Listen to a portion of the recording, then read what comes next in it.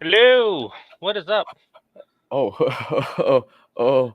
Oh. It's Garfield. I own a popcorn bucket for Garfield, but I haven't seen the movie for it this year. I just bought the The bucket. animated one. I heard it Yeah. sucked.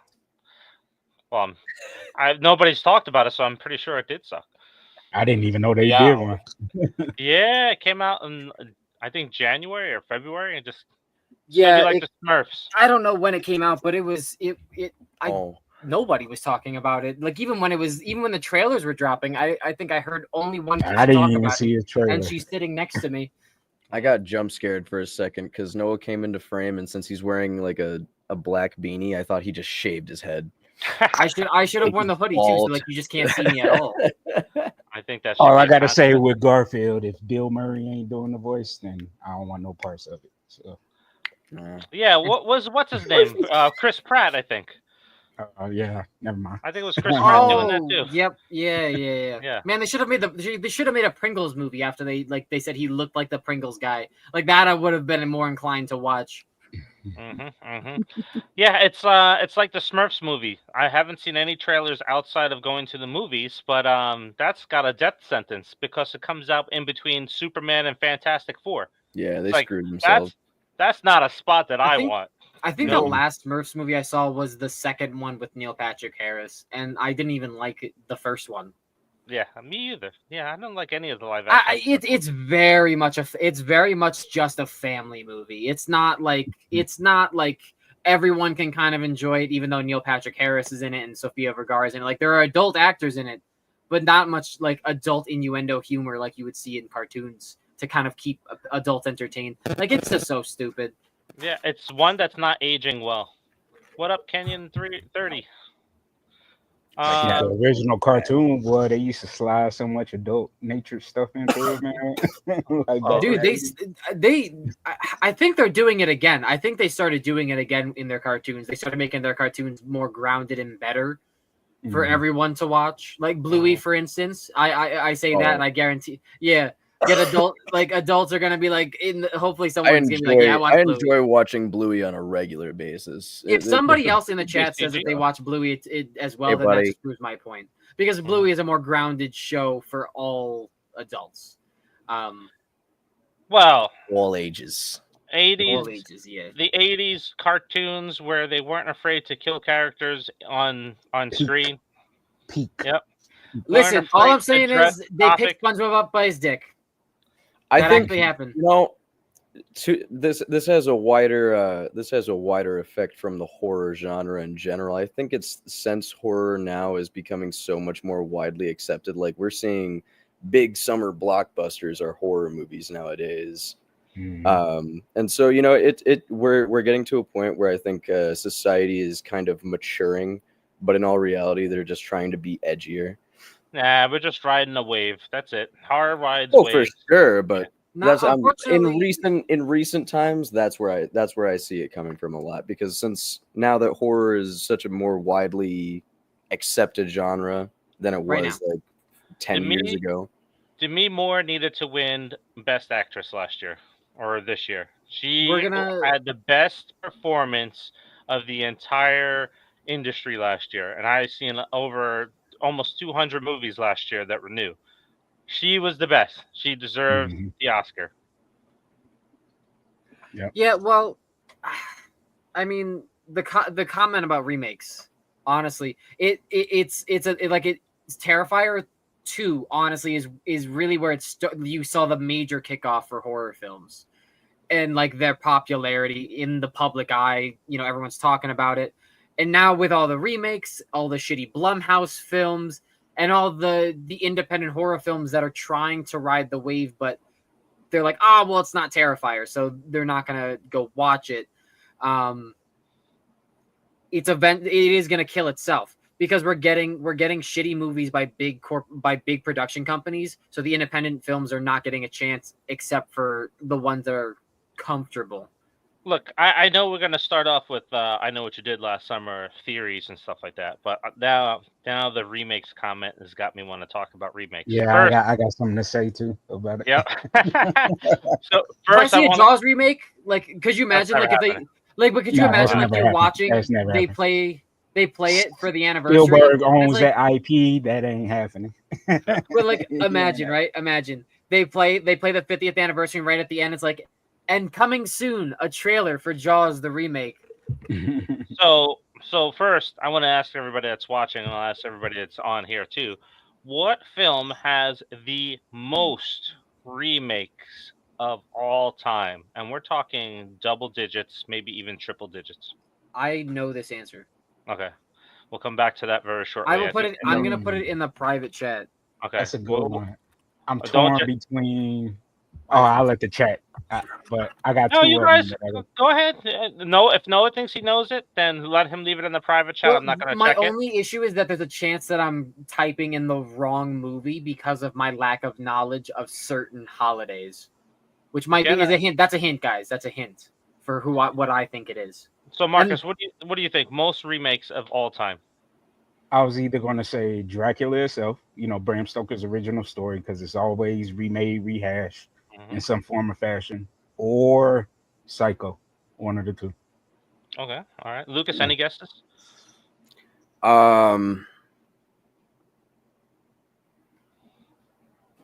Lucas, I put it in my fun facts. It was one of my fun facts, Lucas. Oh, don't say it if you know it. All right, so it has a Guinness World Record, doesn't it? Put it in the private chat. Put it in the private chat. All right, so oh shit, I said it out loud. Why ain't y'all telling me? No, it's fine that you said it out loud, because if Noah knows it and he's telling Lucas where he knows it from, then I don't want Lucas saying it. So we'll let people think about it in the comments on what is the film with the most remakes. But so remakes, Marcus, I'll let you go first on this one before I talk about it.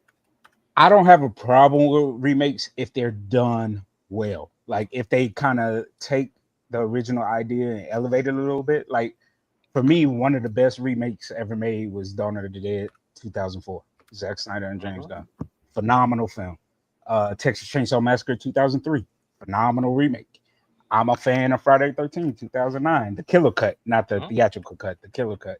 So there's some good remakes. Like I Spit on Your Grave was good. 2010 was really good.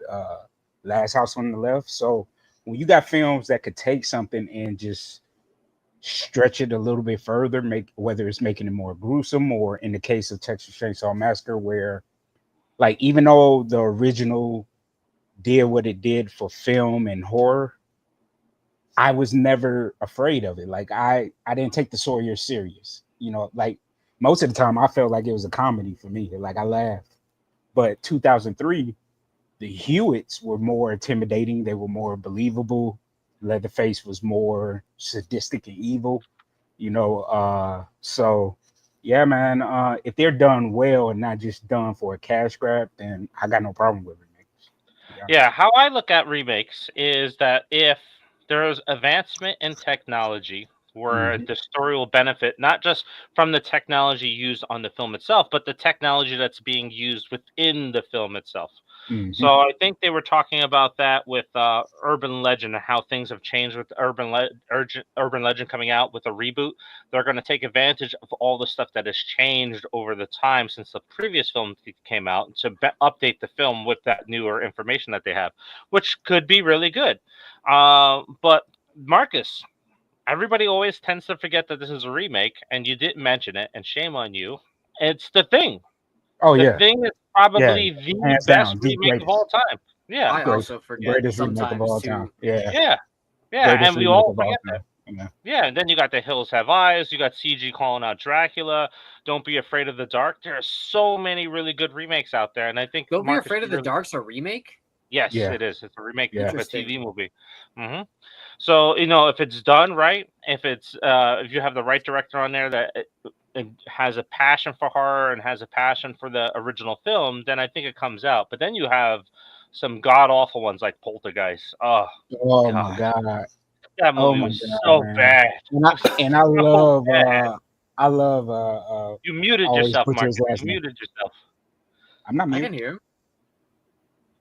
Can you hear me? He's going deaf, guys. Yeah, you're still muted. No, he's not. No, he's talking. He's not muted. He's talking. Maybe it's me. Maybe I muted myself. I was gonna say, man, I'm a huge fan of what's my man's name from Iron Man? Sam. Sam Rockwell. Rockwell. Wasted in that movie. Man. I was like, oh, I was so disappointed, man, because I pretty much watch everything that he's in, and I was so pissed off with that remake, man. I was like, damn. Yeah, he's wasted in a lot of roles. You're muted. No, you're muted. How about now? This is a fun one. Am I good? Yeah, you're good. I got to get a new headset. This is a fun one. Technical difficulties, and we've been off topic for 10 minutes now. Oh, Jesus. You're not talking about remakes anymore? No. Well, remakes is off topic. It's fine. All right. Well, let's get the answer, right? So I'm going to hear. Well, before I want to do that, I wanted to go to Cashila's one comment here. Urban Legend remake. I like that. Witchboard remake. I've seen some images from it. Looks pretty damn good. Tourist Trap remake. Yes, please. That movie is really damn good. I would like to see an update on it. But we kind of have a Tourist Trap remake already with the new House of Wax. Wasn't Turistas kind of a off-brand remake of it? I thought. Nope. I thought it was. They said they borrowed a little bit for the script. And maybe no, because Turistas is about tourists coming to an island and them harvesting body parts. No, I know that, but they borrowed like the basic concept of Tourist Trap a little bit as far as like. I have a hobby. Yeah, and they're trying to say something that it isn't because there ain't nothing close like it. House of Wax remake in the mid 2000s. I actually like House of Wax remake. Yeah. I actually like that one. Yeah. People Under the Stairs remake. I have some faith in that one. But the Reanimator remake. Ooh. I thought it was gonna be a sequel. No, it's a remake. It's gonna be a remake. Oh, yeah. Why? Yeah, I don't know. I don't know if you can do that one. Yeah. Some movies just need not to be remade though. I don't have a problem with remakes, but certain ones I'm like, how can you do it? Yeah. you have to have somebody like Jeffrey Combs in it. Mm-hmm. It's the problem with Nightmare on Elm Street, right? You can't have Freddy without Robert Englund. I like Jackie Earl Haley, but hey. Yeah, I was gonna say, I think he could. I think that he. Well, I mean, I don't know how old he is now though, but because we're probably gonna hit the same problem soon that we're hitting with Robert Englund. But yeah, Jackie Earl Haley was like the only bearable part of that remake because he wasn't funny. He was scary. All right, so there's the vote in the comments on the most remakes Frankenstein films. Yeah, there are a lot of. Yeah, it's actually A Christmas Carol. I think there is 100 plus remakes of A Christmas Carol. There's like over 200. There's like over 200, I think. There's a is few it like remakes and like retellings and stuff like that? No, it's remakes. Just remakes, period. Yeah. Mm-hmm. There's like one or two new ones every year. It seems just about. Will Ferrell just did one. Yep, that was pretty decent. Oh yeah, this one's Near Dark is becoming a TV series. I'm interested in it. I'm interested in it. Mm-hmm. That's a very good movie. How would we feel about a Fright Night remake? Well, there's one. There is already a Fright Night remake. It was actually decent. It was actually decent. Yeah, it was actually pretty decent. You're using the term remake for adaptation. That's different. That's a good argument. That's different. That's a good argument because that is my argument I have with it. Characters. That's an adaptation. That's not a remake. All right. Well, is an adaptation? I was thinking you guys meant like this one film, like a specific film, has been remade like the exact same way. It is pretty much the exact same way as the first film that came out. Scrooge gets met by the three ghosts. But then you have some that are in like the modern day. You have some that are set in a different time period. You have a whole bunch of different adaptations of the story. I thought you guys meant like.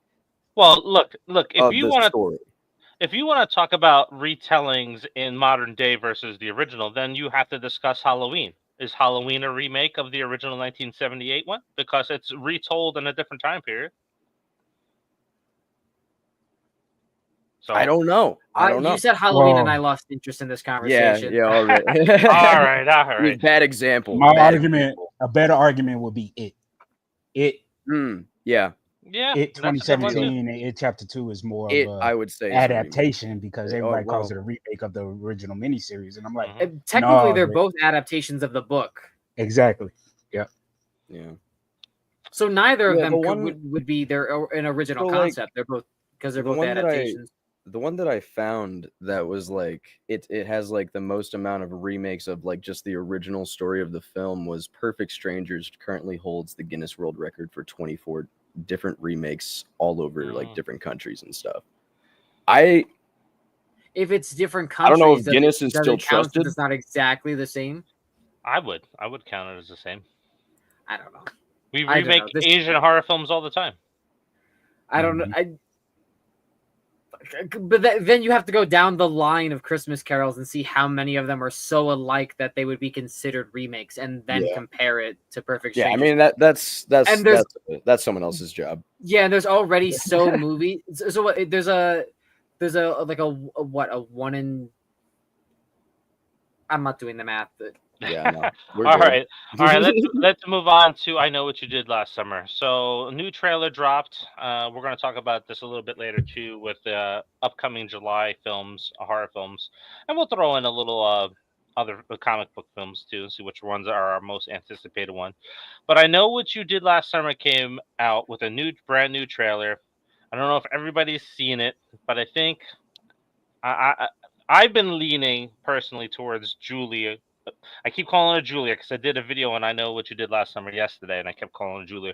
But Julie being the under the trench coat. But now maybe Ray. So I don't know. Marcus, have you watched the new trailer?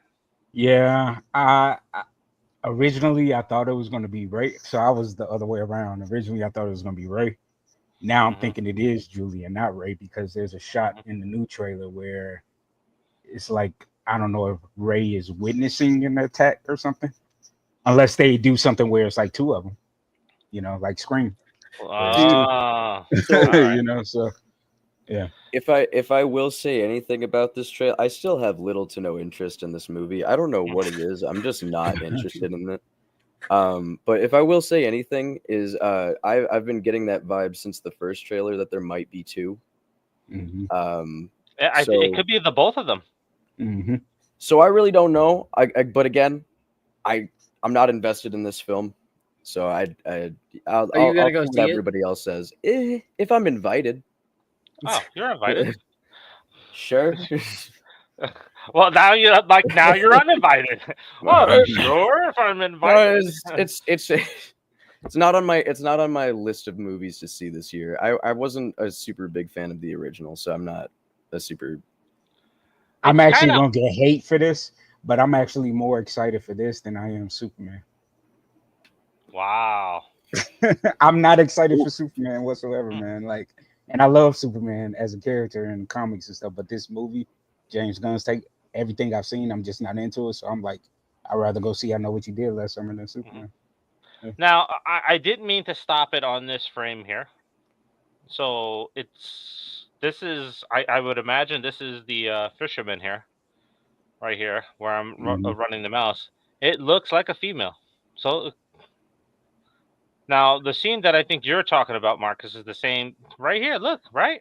I mean, keep in mind perspective. The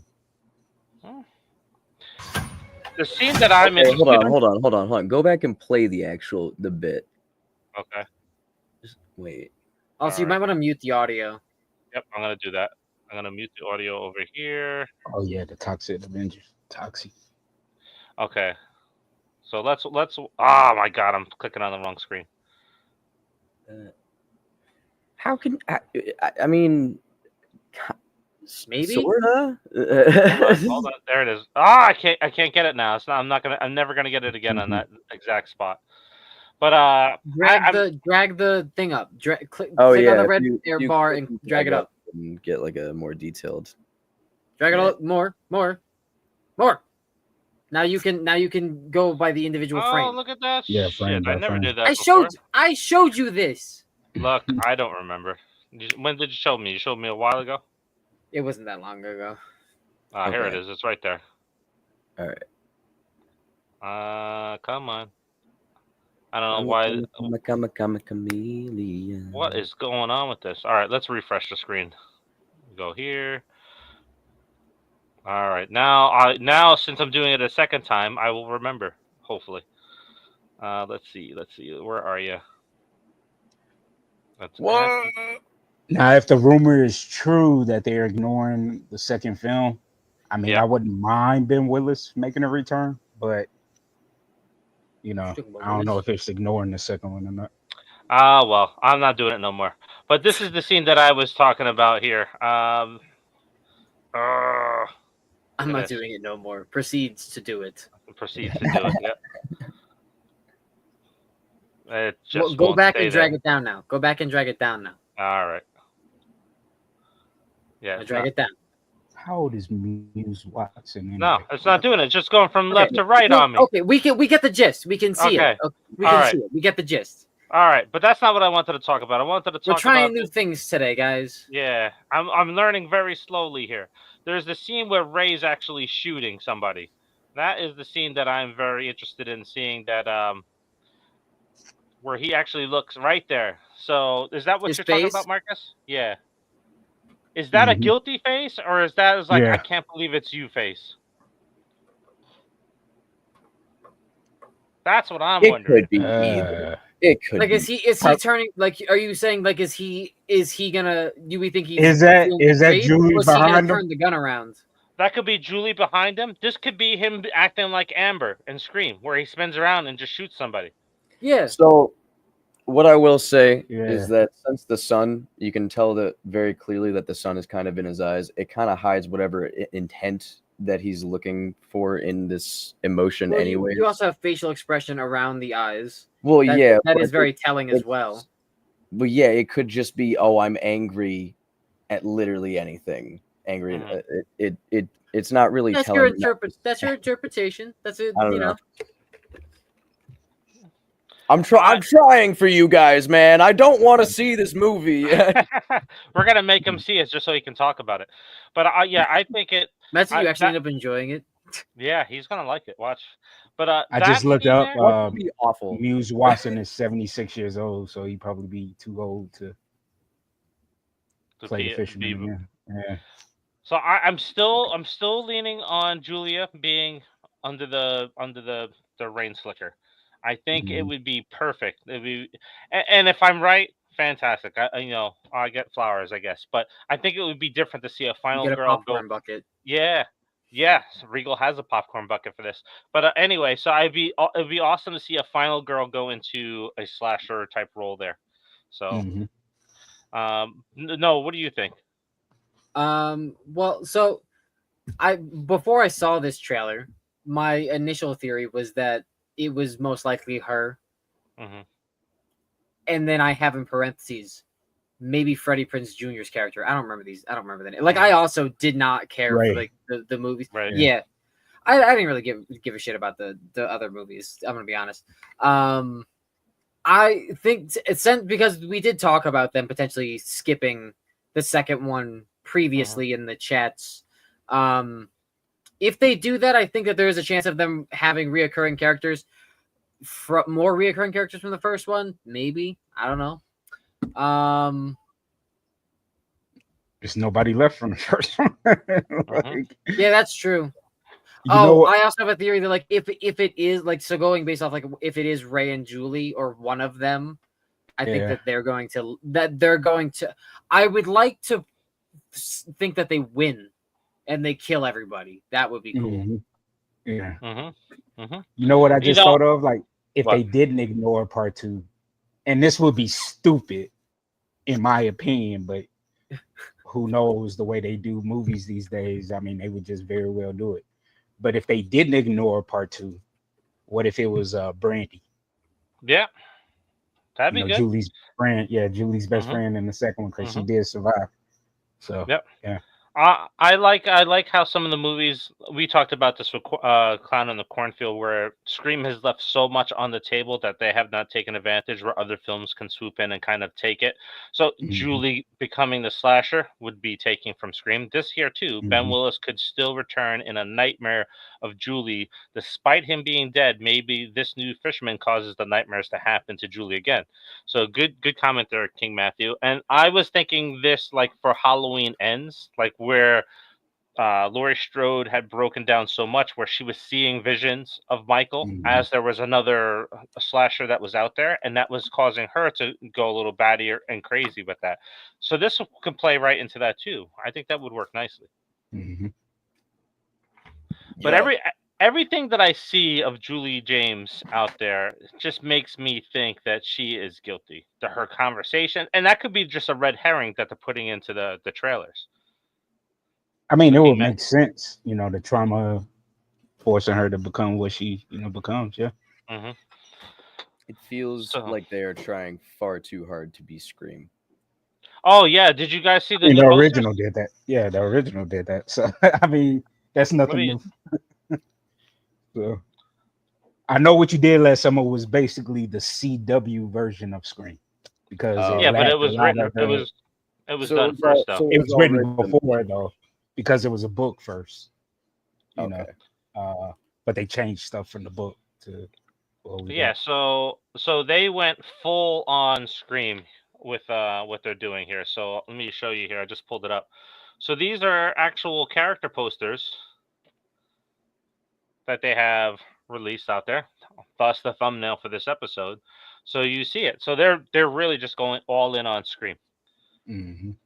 And believe it or not, the video that I have playing into the shit they got from the original. Yeah. Well, this is played into the Scream 5 and Scream 6 posters where they had the character posters with the knives or the I know, but it's playing into the idea that they were taking ideas from Scream originally. They're playing into it. Yeah, well, the original Sony Pictures got sued originally over I Know What You Did Last Summer because of the marketing that they were doing for the original film, saying, "Hey, from the guy that brought you Scream," which was true. That, trying to hint that this was like almost connected to the Scream universe and stuff like that. So they're just doing it again. And you know what? A lot of films are doing it again. Like Scream has kind of reinvigorated, along with Art the Clown, the whole slasher genre. And now people are pulling from those two movies into everything that they're doing. It would be really funny if they stole all of this stuff from Scream and then it had a better payoff than what Scream is currently having right now. Yeah, well, I don't want to give a spoiler for another movie, but there is a slasher film that came out that has a cult in it, and it was done very well. All right, King Matthew here. King Matthew has also another thing that could happen is maybe Ray dies, because they should show more of Julie in the trailer. Then they can do, and then they do of him, so maybe that. Oh, man. It could also be because he's the killer, though. Yeah, but if he dies, then it's like Dewey all over again. Yeah, just with less impact, because he looks like Dewey in the trailer. Yeah, and he looks like he has a drinking problem. They should just put him in a blonde wig. I would care more. Oh, boy. Give him a little. Guys, we gotta split up, gang. Give him a little ascot. Dewey wouldn't say that. Alrighty. So. Yeah, I mean, so I get for people that are fans of the last film, or at least of the first film, that this is exciting. From an outside perspective of only having seen the first film, if this movie does well, cool. I think as a Scream fan, I'm just like a little like I've seen a lot of this elsewhere, and so I don't really have I don't know. I don't have faith that, like Marcus put it, the CW version of Scream is gonna. Don't you like the CW DC shows? I don't know. I like seeing Freddie Prinze Jr. and things, so I'll probably see it for that. I like him. He's cool. But yeah, he used to write for the WWE too. I forgot about that. Yeah. It's like I always wonder like why he gets so invested, like because you always see like people like talking about WWE. He's like, why am I seeing him in all these like wrestling talk shows? And it's like,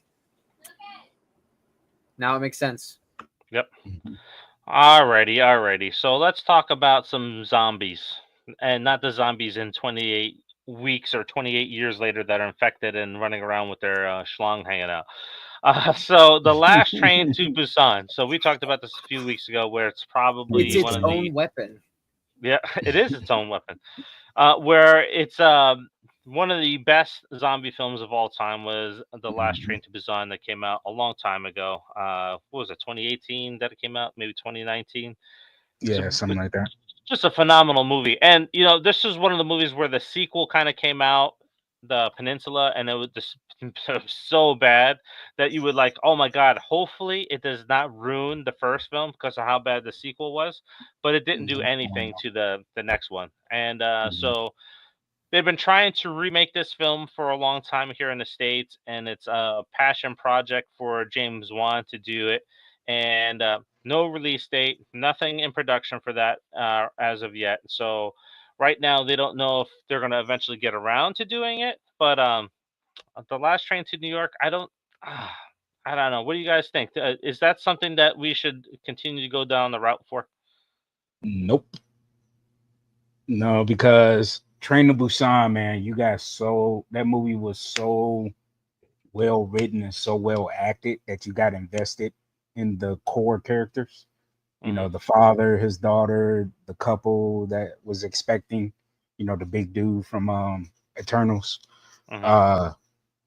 And you got invested with the characters. So like there was an emotional connection with each and every character, man. And I feel like this remake is gonna lack that. Mm-hmm. Especially the fact that it's taking place in New York. I would have rather it be like maybe a smaller town taking the train trying to get to the big city like he was, Mm-hmm. Maybe because like he's a in a big smaller town. railroad city or state like PA. Yeah, something. Mm-hmm. Because like I just feel like doing in New York, you got all the glitz, all the glamour, and all of that, all the big lights and stuff. I don't know. Mm-hmm. It's just something that train ride and those stops throughout the movie, the journey to get to where they were trying to get to was just as much of a character in the story than just locations. And I feel like this is going to lack that. I think it's just going to be a big blockbuster hit. I mean, not hit, but a big blockbuster where Mm-hmm. it's going to have a big budget and might have some well-known talent. But yeah, I don't think it's going to be as good as Train to Busan. I just realized something too, right? Like, so why would you? So, like, if there's a zombie apocalypse, right? Why would you be taking a train to New York? To New York, one of the most populated cities, or the most Well, populated states. Like, I'm just saying. Like, Busan was like, it was militarized, it was guarded, but like New York City would be the one of the first states to get napalmed. Like, I don't foresee going to New York making much sense. Like, I would foresee leaving New York, New York and then going to a different state. That makes more sense to me. But going to New York, it seems like they wanted New York in the title because they know it has trains, and they know New York will be a draw for people who look at the title of this movie. Yep. Well, you know what the one thing that could be very interesting with this being a remake is you have the subway system. So instead of having the outside of the train stations where, like Marcus is calling it, the different train stops and stuff like that, you're stopping at subway stops, and you have the subway tunnel and stuff like that. So when I think of subway tunnels, you think of Left 4 Dead and some stuff that we've seen in other video games where they explore the tunnels, and I always found that very creepy in the video game itself when they're exploring the tunnels, and you hear just the zombie growls and moans coming from the distance from a crashed train and stuff like that. So that would be very interesting. But I think CG kind of hits it here on the head too. And Marcus, maybe this is where you were going too. A lot of the times, foreign films just hit stronger at times.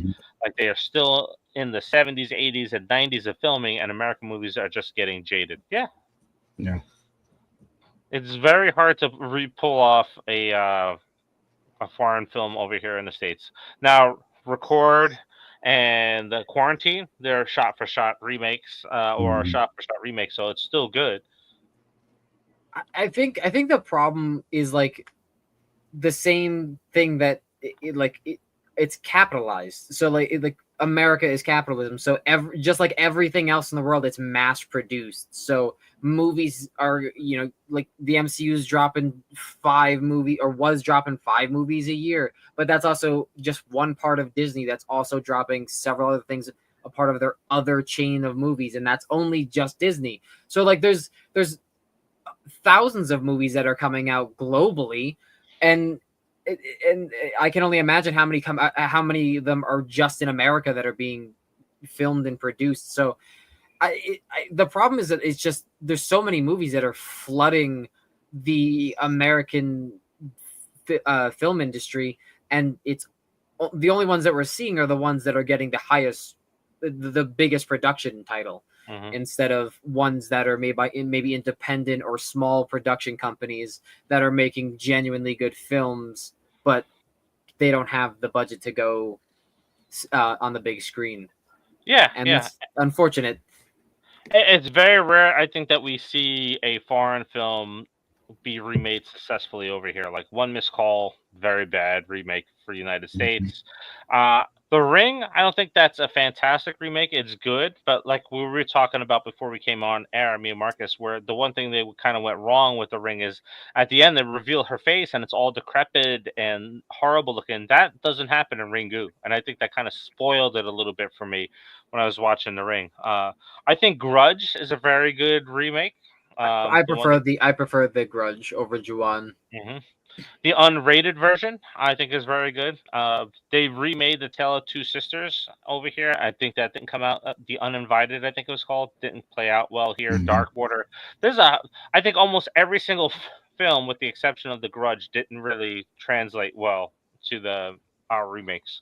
What about The Eye?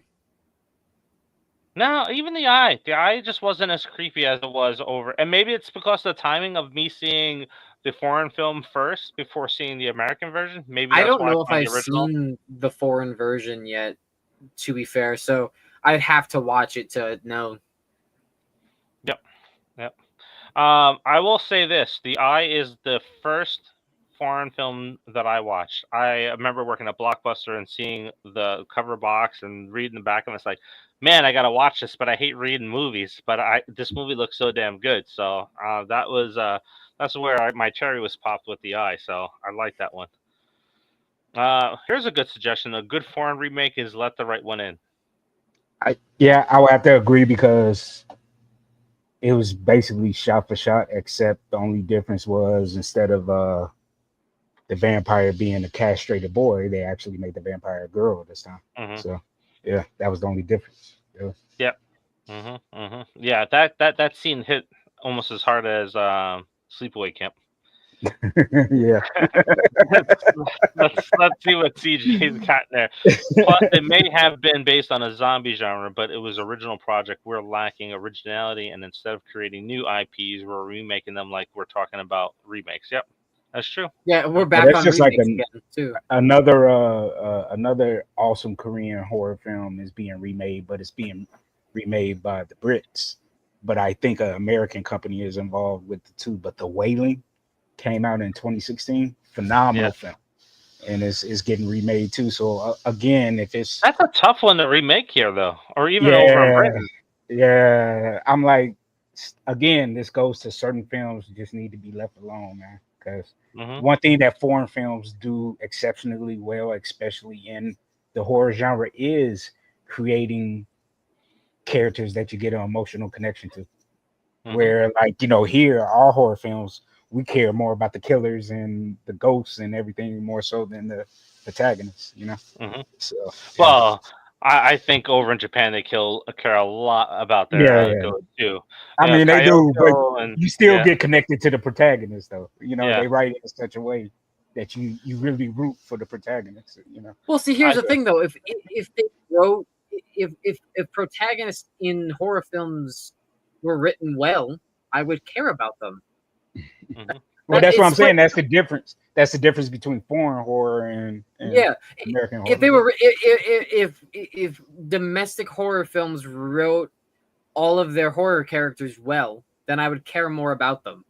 Mm-hmm. But they don't. So then I only care for the cool things in their movies, which is the ghouls and goblins. Ooh. Mm-hmm. Well, The Ring has like 10, 12, 13 films over in Japan. Not to mention crossovers. Yeah, I'm including the crossovers in that. So that's our Jason here is Samara over there, and I don't know the Japanese name for her over there because it's not Samara, but she has a string of movies over there they're not all good. They're not all good at all. But well, not all Jason films are good. Not all Freddy films are good. Yeah.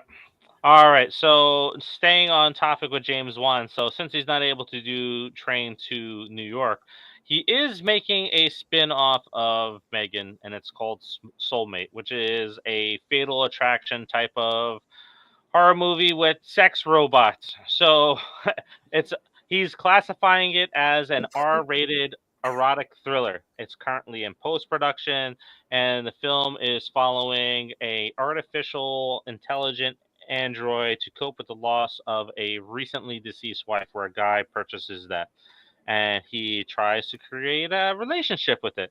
Now, what's scary about this is it's actually happening today in real life with people doing that type of stuff.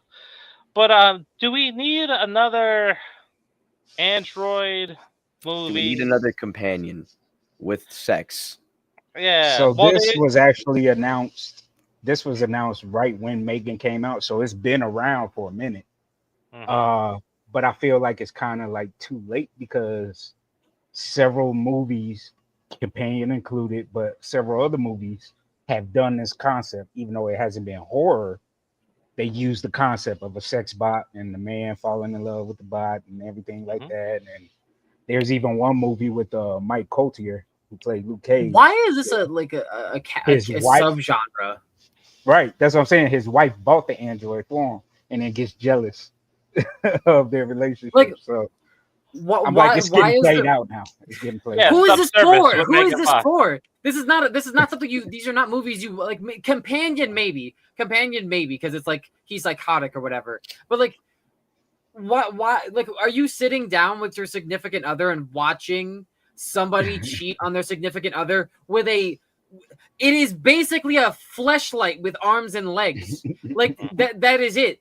Like, I don't understand why we need, and like it was only a matter of time before the minds behind Megan decided to make a porno of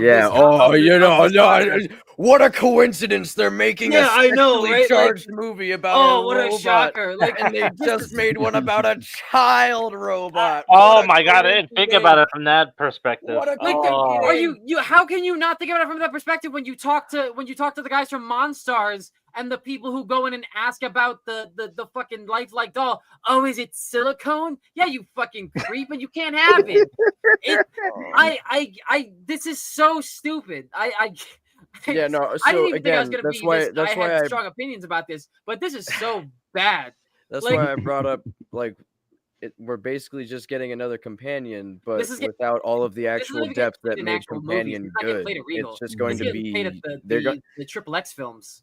So if anybody's wondering, go ahead, Lucas. My thing is, I don't want whoever is playing this doll to end up getting like super over sexualized in the movie, because that just, if they try to make it so that it's it's one of those things where it's actually alive and it actually has feelings and they're doing this and that and it goes crazy or whatever, like it just it devalues that story so heavily, because then it's just like from the beginning it's an object. It cannot, it's not going to be able to be. Sorry. It really has a lot to say about what movie makers are thinking. Well, Jesus Christ, that movie's so but does that mean that does that mean that this Soulmate comes from the same production line that makes Megan, meaning that this company in this universe always had the intention of making sex bots? Of course. I don't want to think. But this is not sick. Soulmate. It is sick, and I hate it. This is not Soulmate. This is Subservience. Dude, we're gonna get them monetized. You gotta get those out of here. Subservience is a bad Machine Gun movie. Kelly's gonna drop a diss on us. For those of you that don't know, Megan Fox on the regular cannot act. It's been known. What about Transformers? Oh, I was gonna say Jennifer's Body, man. I like that in Jennifer's Body. Yeah, she is. She's good. She's good in very few things that I've seen her in, and she ruined Mortal Kombat 1. No, Mortal Kombat 1 was ruined as soon as they made it. Least played character, Natara. Boom. What? No, he's talking about the video game. Oh, okay. Oh yeah. Where was she in Mortal Kombat? Yeah, she was in the new Mortal Kombat game, and she played. I forgot she did the voice. Dragon Lady. And, I forgot she did the voice. So I'm with, just to bring us back to two points. So Noah referenced Monstars and a lifelike doll. So NECA, the toy company, has produced a life-size Megan doll. Looks phenomenal, fantastic. And if you've seen some of my other videos, like I have animatronics and stuff in the house. I have Pennywise, I have Art, I have the little pale girl, I have Sam, I have Chucky, I have a life-size Billy the puppet doll. And when I saw it, it's like, man, that is freaking awesome. I wouldn't mind having a Megan doll, but no, it's for all the reasons that Noah is kind of going down. You just don't own it, and people are going. You can own this thing. Here's all my Terrifier stuff. Here's all my popcorn buckets, and here's my lifelike silicone-based Megan doll. Yeah, like crazy. You can own this thing, but you can't be proud of it. No, not at all. Yeah, but it'd be worse if you're ashamed. Like what? It's in a dark corner. Like that's so much worse. I'm ashamed where the implication is simply worse than the action. It is simply worse than buying the doll. I feel like if you're ashamed of it, that makes it like a guilty pleasure, and that's worse. That makes it even worse. That's why, like, I couldn't do it. Fuck that. I don't even like Megan the movie. Get it away from me. Yeah. I like that. It's just. So I love the movie. I just felt uncomfortable with the dance. I was like, the dance. Yeah, no, dude. There was a lot of underlying themes in that movie that made me real uncomfortable, man. So to finish the story on the Megan life-size doll, so the store Monstars, where I get a lot of my stuff from, they had the life-size doll in there. And it's like, wow, that looks really good, but I wouldn't buy it. I said, like, have you had any creeps come in about that doll? And they're like, yes. There's a lot of people that were kind of drooling over this doll, touching the box, taking a picture with it, asking, like Noah said, is that made out of silicone? Like, there are people, no. Like, I think, Noah, you said it best. If you buy the doll or make a comment, you should go on a list automatically. People's true thoughts are coming. It's like buying a gun. You got to have like a fucking month-long waiting period. The main reason this makes me uncomfortable is like, so Megan 2.0, she's upgraded because she's older. That makes sense. They played that into the story. Now we're getting Soulmate, which is a sexualization of the concept of Megan. That's exactly what it is. And so what happens when Megan 3.0 comes out or 4.0 comes out and the original actress is an adult? Are we then going to get an inappropriate version of that too? Because like I don't like that. Like I like what this implies for the future of the franchise, and also just like it's just so inappropriate and so weird to do. It's like, all right, guys, so we made Megan, which is the TikTok version. So now we're making Soulmate, which is the Pornhub version, and you're gonna have to subscribe to this one. So like, it's gross. It's just gross. Yeah. Especially with the Megan doll coming out. Like, why is it silicone? The Chucky dolls that they made, the NECA made, are not silicone. Yeah. If they were going to remake Chucky, like, it's just so gross. They could have done it with a better idea. Well, no. They're appealing to a subset of audience that's out there. There are people that are buying these robot dolls that exist just for the purpose of what we're getting the movie for. It's the same thing as using your kids for content on social media platforms, because it addresses an audience that nobody wants to talk about, but that they know that they're getting money and revenue from, and it's disgusting, and I hate it. Yep. Yeah. Ugh. Yeah, nasty, nasty. Well, I know. Speaking of James Wan and Megan, so Marcus and I went to go see Megan 2.0. I know Lucas and Noah have no interest in seeing it, so we'll No, keep. Yeah, I'm good. go I'm for it. so good, Yeah, especially now. You guys want to talk about it? Talk about it. I'm not watching that movie. we'll talk about it briefly. We aren't going to go into spoilers. Marcus and I haven't actually compared notes. Usually, we'll compare notes over movies, which we got to talk about F1 at some point, Marcus, when you see it. But Megan 2.0. So I'll let you go first on it. And I'll put it like this: to save time, I'll wait for Hulu to release the unrated cut, because just like how the unrated cut, the first movie was much better. With the kill scenes being, unaliving moments being extended and stuff like that. I like Ivana. I'm gonna butcher her last name. Ivana Sakno or whatever, who played the evil android in this one. I like her because one, she's awesome as hell in Ahsoka. This was like T2 all over again, T2, T3 combined into one, and as well as Metropolis. So it wasn't a bad film. It just felt incomplete, being that they just wanted to get butts and seats, made it PG-13. You could look at the edits and see how they abruptly cut scenes and transition into scenes. So I'm waiting for the more complete version of the movie to really judge it. But from what I saw, it was fun, but I was like, dude, this is Terminator 2, Terminator 3 all over again. I say it's more Terminator 3 than it is Terminator 2. The Terminator 2 point of it is like, oh, now the robot's got to save the person that they were trying to kill. But it was definitely more Terminator 3, which I don't mind Terminator 3 because Christina Loken, she's pretty hot. But a lot of reviewers are out there saying, hey, I didn't expect much from it. It was fun, and I kind of enjoyed it. It had its moments, I think, but I just think they were trying way too hard to flip another movie around, like you said, to put butts in seats and kind of take advantage of it. And I think this is what we've seen Blumhouse doing with a lot of their films lately, is they're completely going off the track that they were originally on, right? Like my daughter is like, man, I remember the original Blumhouse opening from years ago when she was younger with the room and stuff like that. That stands out to her more than what we're seeing today.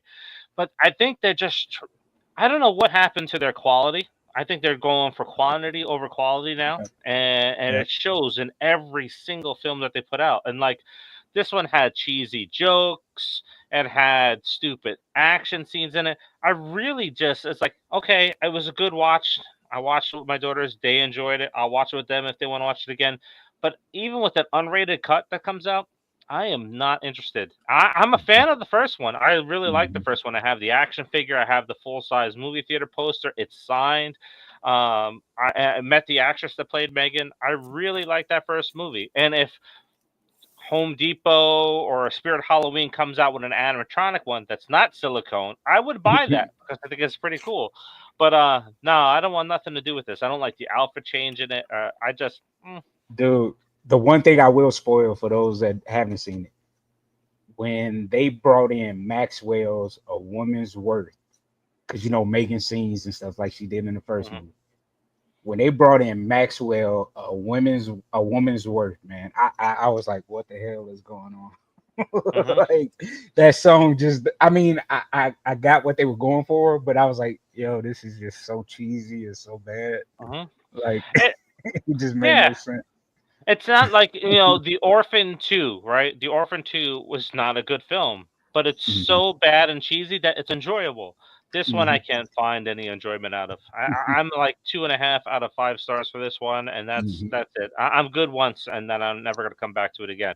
So yeah, the only good thing for me was Ivana's character as the evil android. That's the only thing I enjoyed about the movie the most. Was her. So, and they're going to be end up making a half of what they made with the original film. So while they're trying to appease a certain audience, like the teens and stuff like that, the TikTok generation, they've gone and pissed off all the horror fans that were there for the horror and the slasher element of it. And now they'll probably end up making it back on streaming services, though. Yeah. Yep. I found out something interesting about streaming services. We'll talk about it after this call. All right, let's switch over. No. Yeah, let's switch over to Lee Cronin's The Mummy. So the director of Evil Dead Rise is attempting to re-establish the dark universe for Universal horror movies.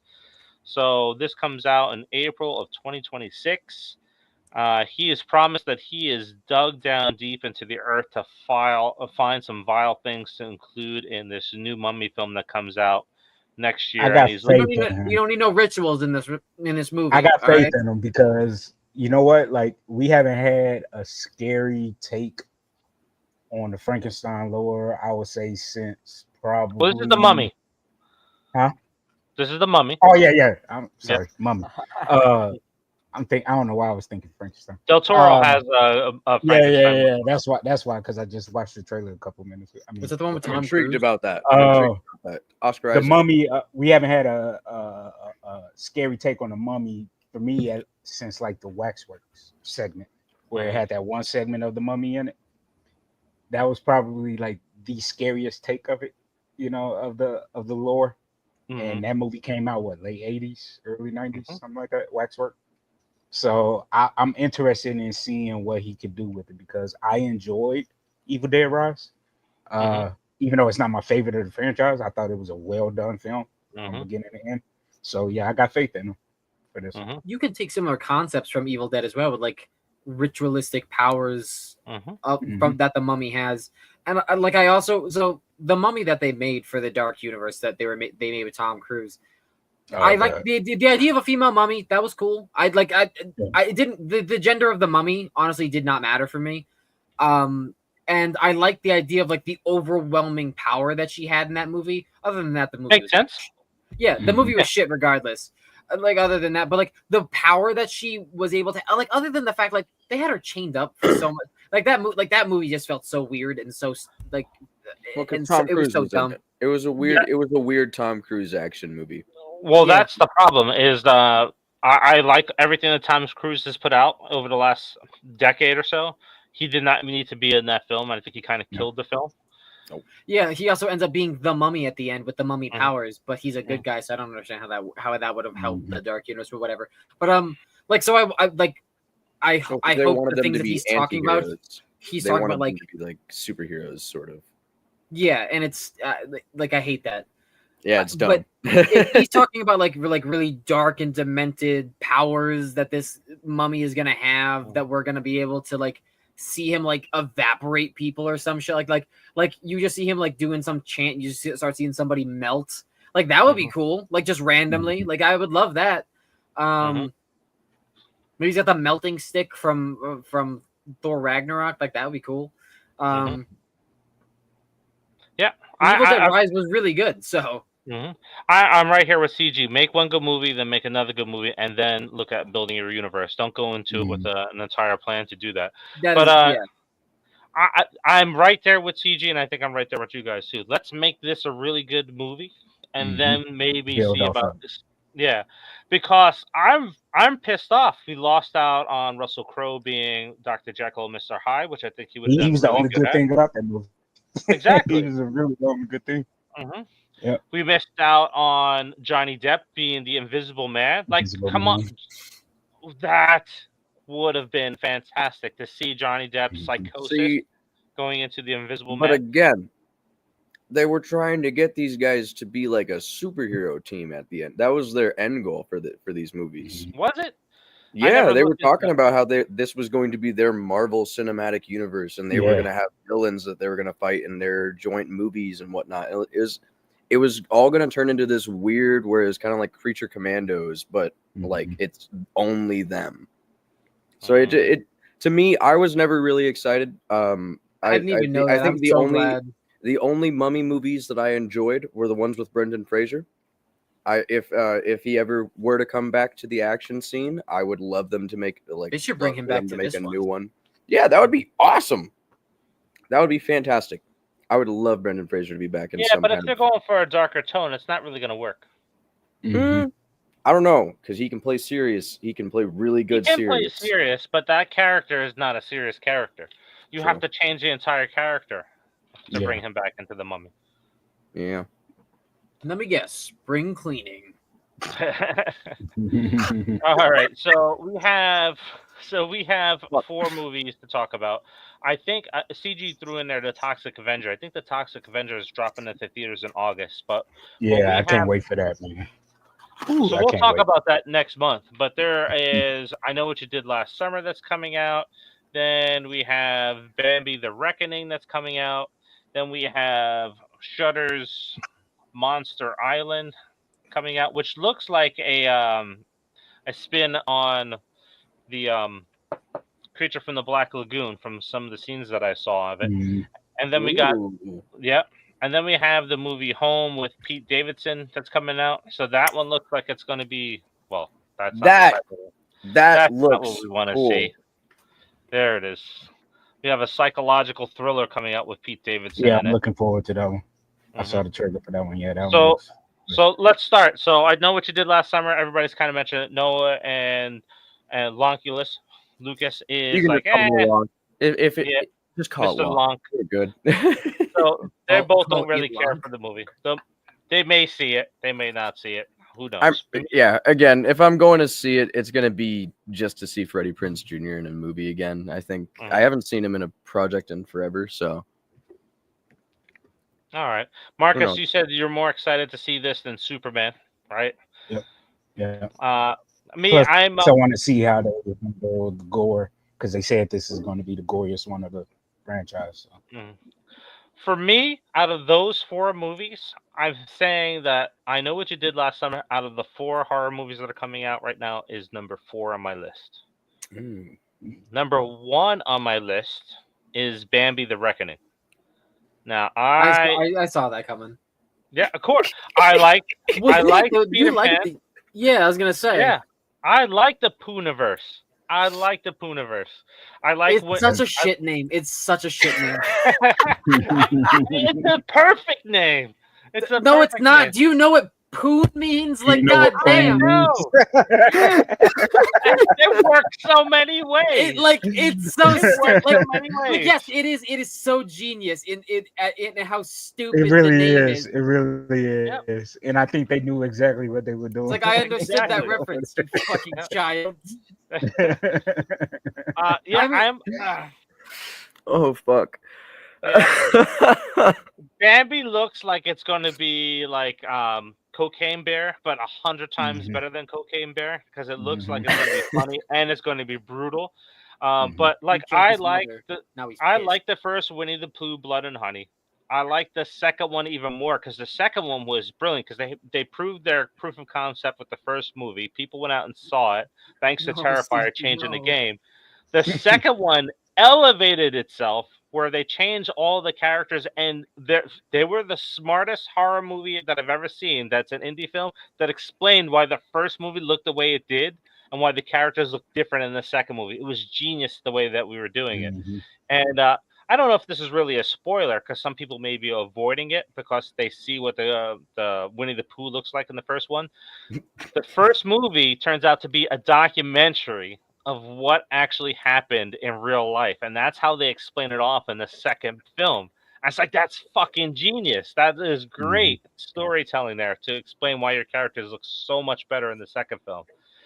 And then Peter Pan Neverland Nightmare, that was an awesome serial killer slasher type film that is disturbing on so many levels that it was in my top 5. And I didn't think it was going to fall out of my top 5 and then Bring Her Back and F1 came out and they took over the top 5.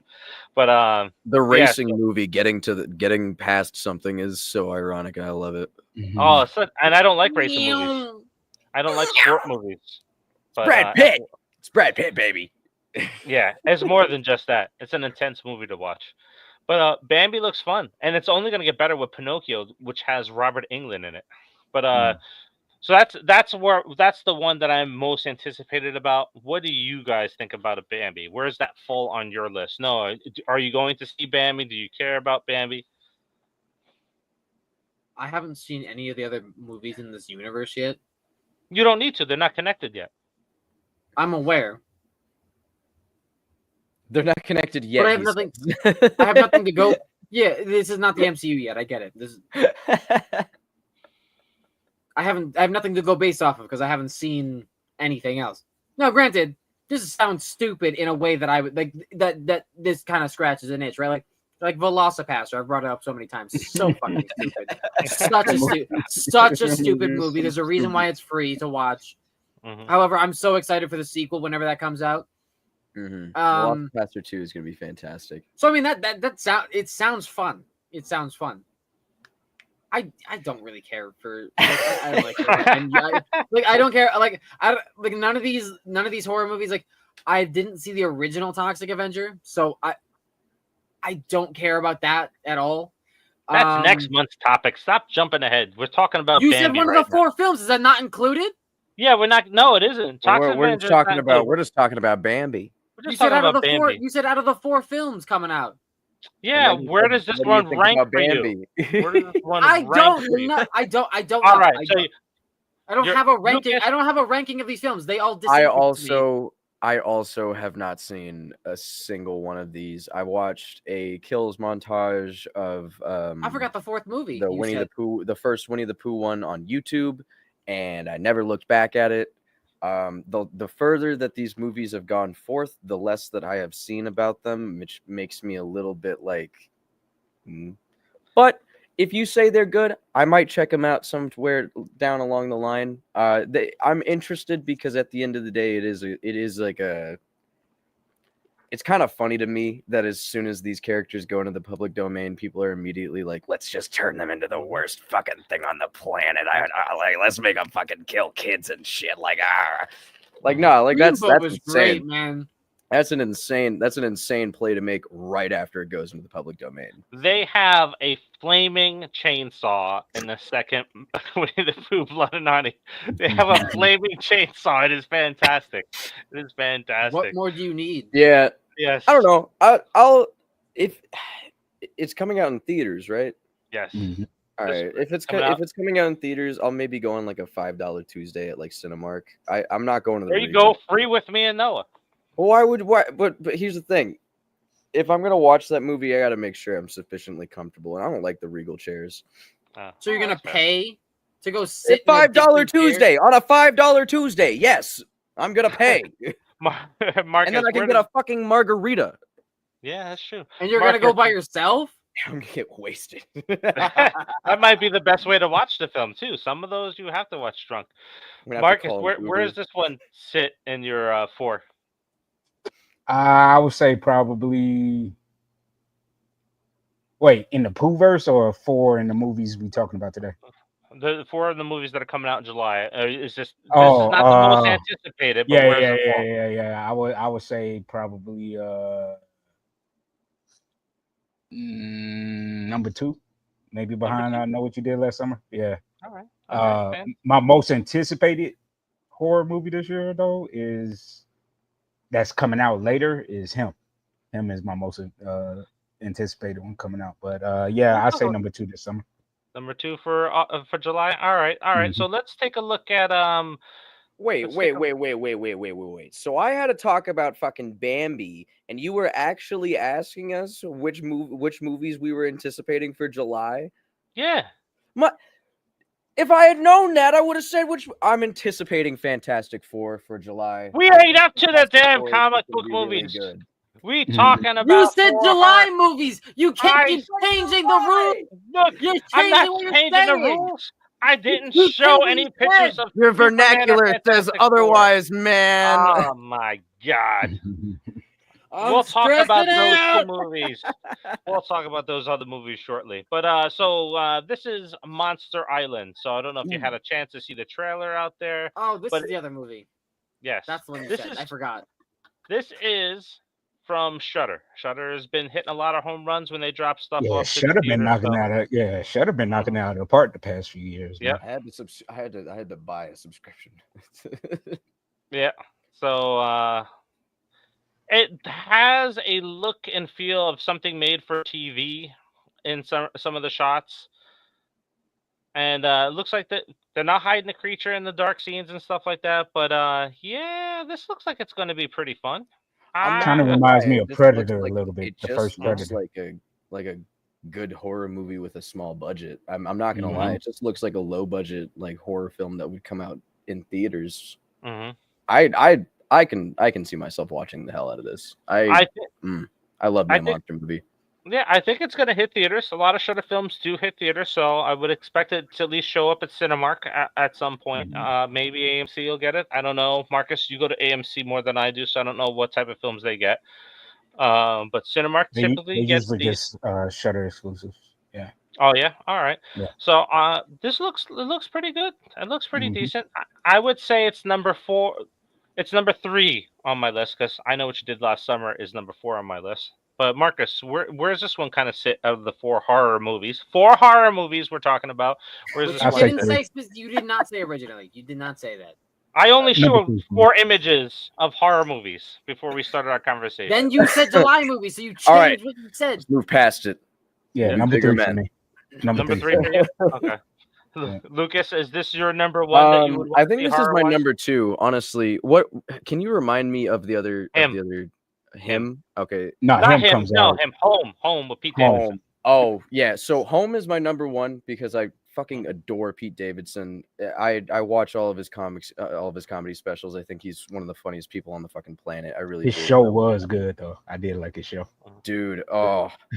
I genuinely cannot wait to watch this movie because I want to see him finally in like a serious role because he's been in movies, he's been popping up every now and then. He was in Transformers. Yeah, fantastic. He played Mirage. He was really good. Mirage is one of my favorite fucking Autobots too, and that's mine too. But yeah, Fast and Furious. He was in the Suicide Squad, which I enjoyed, but others did not. But yeah, no, I don't know. I think Home is definitely number 1. This is number 2. Monster Island looks like it's gonna be. Looks like a fun popcorn flick. Yeah. Yeah. All right. So since you gave your 2 and 1, Noah, a Monster Island for you, is that like a something that you would track and see a 2 or 1? The hell did I say was my 2 and 1? You didn't say. Yeah, because I don't have a list. He's asking you. I would probably put Monster Island at number 1. I'm gonna put Toxic Avenger at number 4 because I'm not gonna go see it. August. This is why I keep saying July horror movies, my friend. We got Monster Island, Home. Okay, so then Home's gonna go at number 4 because I'm probably not gonna watch it. Like, not that I don't think it's gonna not that I'm saying it's not gonna be good, but I'm not gonna make time to go to watch it. I Know What You Did Last Summer. I'm gonna go see it because you and I are gonna go see it together, so that'll probably be at number 3, and we'll probably go see Bambi together. So I'll put that at number 2 because that movie looks fucking funny. So, but Monster Island, Creature from the Black Lagoon, like the creature from the Creature from the Black Lagoon, is my favorite Universal monster. Very close second, Wolfman. Invisible Man is also a very close third. It's all very close. Invisible Man's my number 1. Invisible Man's great. If we had gotten Johnny Depp as the Invisible Man, then maybe it would have changed. But if we're talking strictly universe, like from the 30s to the 50s, then it would be Creatures number 1 because it's just so fucking cool. Although the concept was a little shaky. All right, so Home is at number 4 for you. So Marcus, we just got to get your placement on it. But yeah, Pete Davidson. Yeah, 4 for me. This is 4 for you. Yeah, I mean, I want to see it, and I think he is a good actor when he takes on more serious roles. I'm just not a big fan of him, like CG said. I thought his show was good. With the episode having art in it and everything, because he is a Terrifier fan. But the movie does look interesting. But again, I'm not the biggest Pete Davidson fan, so that's why I put it at number 4. So I hear you on that. I was not a big Pete Davidson fan until I seen Bodies. No, I mean he's good. That's what I'm saying. He's a good actor, but I'm still not sold on him yet. Like he's done good stuff. I just got to see him do more of that and less of the. What I will say, not a horror movie, but if you want to watch a really good movie where Pete Davidson basically plays it straight almost the entire time, Big Time Adolescence by Judd Apatow is a fantastic movie. It is such a beautiful story, and Pete Davidson is. Oh wait. Big Time. What did I say? Big Time Adolescence? Yeah. That one. Really good. Really good. Now I will check that out because in Bodies, that's where I really started. So it's like everything kind of switched over. So I was like, damn, he's pretty good. He has like a monologue in the middle of that film that is like that's on point, man. What he's saying and the way it was delivered, it was fantastic. And ever since then, I liked him. Like Transformers, when I heard his voice as Mirage, who's also my favorite Transformers, like, oh yes, best part of the movie is his character in the movie. So I've been interested in him ever since Bodies, Bodies, Bodies. I'm looking forward to this. It looks like it's going to be psychological, and then you got this weird, creepy ass space that's in it too. It's like, what the hell is that crap? So this also looks like a slightly lower budget film. I'm not gonna lie, it doesn't look like it's got a whole bunch going for it. I think that's a mess. Like here, if you look around the edges here, let me come over. That looks like the thing from. That looks like the woman in the painting from It. Yeah, but there's like clips right alongside of the face here. Like my mouse is not showing on the screen now, but there's some clips here, so it looks like it possibly is a mask. But a psychological thriller, it looks like. So set in an old folks' home. Mm-hmm. Yep. You know, this actually gives me. Oh, so it's Pete Davidson, an old man going through schizophrenic episodes. Could be. I know that is. That would be an interesting play. I know it's different subject matter, but this gives me vibes of. Do you remember that old movie Jacob's Ladder? And it did a remake. The remake wasn't that good, but it kind of gives me vibes of Jacob's Ladder a little bit. Yeah. So I can understand this from CG, but always the same thing. His life, his issues. He made 2 movies like that. Well, this is a guy, unlike the guy that played the Flash, whatever the hell his name is now, that went through a complete. Yeah, Ezra, that went through all his issues and how Warner Brothers protect him and everything like that with the issues that he went through. This is a guy that's admitted, it's like, hey, I suffer from depression. And this is the problems that I'm going through, and this is how I'm trying to make it better and stuff like that. So Pete Davidson's been pretty forward with the struggles that he has, and he hasn't He's also done a lot of it privately. A lot of people don't understand. Like Pete Davidson doesn't have social media. He is not a person to go out and do a million interviews, and shit like that. At least not that you'll see a whole bunch of. But like, a lot of what he goes through, he does privately, and then he puts in his work as a way to, like, I guess, cope from what I can see. Because that's what a lot of artists do.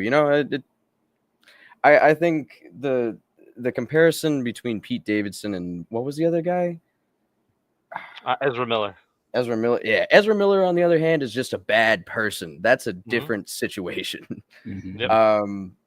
Someone actively like going to rehab for their drug problems. He's in the process of getting every last one of his tattoos removed because he realizes he doesn't, or at least he realized he didn't want to be that person anymore or whatever. I think he's good. I think he's good in my book. I respect his struggle. His dad died in 9/11. That's a shitty fucking thing to go through. But I respect his struggle. I think he's finally getting a lot of the recognition that he deserves, especially after his big boom back in like 2018 and 20 and shit. And he's starting to become like an actor now, and I really respect that. Yeah, he's growing up through his issues, and not necessarily it's in front of us, but he's not afraid to talk about it too. Kind of reminds me of Mark Duplass, who plays Peach Fuzz in The Creep, and who was on The League, where he's been struggling with issues, and he's recently come out talking about them and being more vocal about the issues that he's been dealing with. Yeah. So yeah. All right. So it looks like it's not that many horror films that are coming out this time around like there was in June. And then August, everything is going to die down a little bit. Like right now, I know Toxic Avenger is one of those few ones I think is August. And there's one other one. Yeah. So other movies coming out in July. We got Superman, Fantastic Four, and Jurassic Park. I honestly don't I'm iffy on all of them. I'm seeing stuff come out around Jurassic Park being very bad. Like it's not getting better. So I'm not excited about it. Lost World, yeah, I don't care about Jurassic Park. Yeah, it has to be good as part 2. Yeah. Silvers. Can we please just get actual accurate dinosaurs? I'm tired of the reptiles. They don't look like reptiles. I'm tired of them making their own. I'm tired of them making them up at this point. What is with it's not a dinosaur, it's a gorilla monster. There are so many fucking dinosaurs that you can choose to. And a lot of them are scary. What the fuck? I don't care if it has feathers or not. It's still bigger than me. Mm-hmm. It will still eat me. Okay, the feathers do not deter me from the teeth in its face that are the size of my body. I don't want to see this movie. I'll end up seeing it because again, it's free. I'll end up seeing it. I'm not excited about it. I think they're really only just making these movies because they're making toys and other merchandise off of it, and they're making more money from the merchandise. Dinosaurs always sell. Listen, speaking purely from experience. Scarlett Johansson, of course, is going to sell tickets. So exactly.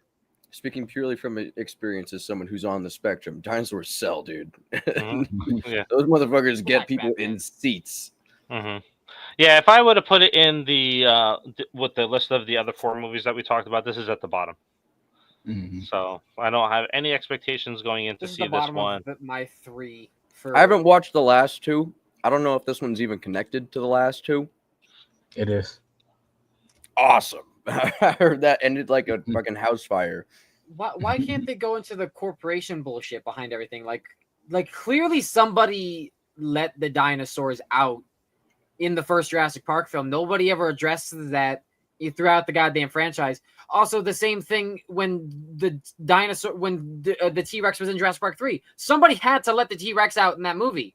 Who is the shell corporation that's funding this whole project? That last movie was so horrible with the killer locust and everything. It's like, this is. I heard horrible. It was bad. It's I didn't bad. watch it. The last 3. All 3. Jurassic World. I like the first Jurassic World. I liked the first one. I believe I can't remember his name. The Raptors. The Raptors being trained was a cool bit. I think that was a pretty cool bit. Yeah, that was the only cool thing. But again, my biggest issue with that movie is that they made up their own fucking dinosaur instead of just using another scarier, bigger dinosaur. Like what the? What was it? Indominus Rex. The Indominus Rex. It was ridiculous. They had the opportunity with the character, the scientist from the original Jurassic Park coming back into Jurassic World, to him being that corrupt leader of this organization. And I'm pretty sure that's what they were leaning towards within the series, and then it just fell apart. So there was so much in the book that they didn't use either. I don't know. Yeah, I will take a story after the dinosaur attack cards that came out in the late '80s. That'd be awesome to see. But yeah, so last movie was horrible. I don't expect much from this. It does look like it would be a little bit scarier than the previous ones that we've seen, but. So that shot of the T-Rex in the river. So I don't know if you all ever read the original Michael Crichton book, Jurassic Park book. No. So all the movies after the first movie is still using stuff from the first book because it never made the first movie. So that shot of the T-Rex in the river chasing after them was a scene in the very first novel. You know, and it was. And the funny thing about it, the scene in the Lost World where the T-Rex attacks them in the waterfall is a part of that same scene that we're going to see in this new movie. So it's like they piecing it together in all the movies after the first one. Like, yeah, it's crazy. Alrighty. So that's that one. The following week after Jurassic World drops is Superman. So Marcus, you already said Nah. Like I'm excited to see Nicholas Hoult as Lex Luthor because Luthor is one of my favorite characters. And I like Nicholas Hoult. Yeah, I like Nicholas Hoult as an actor, so I'm excited to see that. But the movie itself, I'm not impressed with anything that I've seen. The suit is baggy. The Justice Society suits look silly. You know, motorcycle gear is what it looks like they're wearing. You know, I'm just not excited for this film, man. No, they're called the Justice Gang. Don't you know? They're called the Justice Gang. Is that true? Yeah, no, that's the working name that they have. So I'll jump in. Superman looks like it's going to be a mixed bag of weird shit. Am I excited for it? Yeah, only because it's a Superman movie. I think it's been a while since I've seen a Superman movie, like since Man of Steel. Man of Steel was good, except for the ending.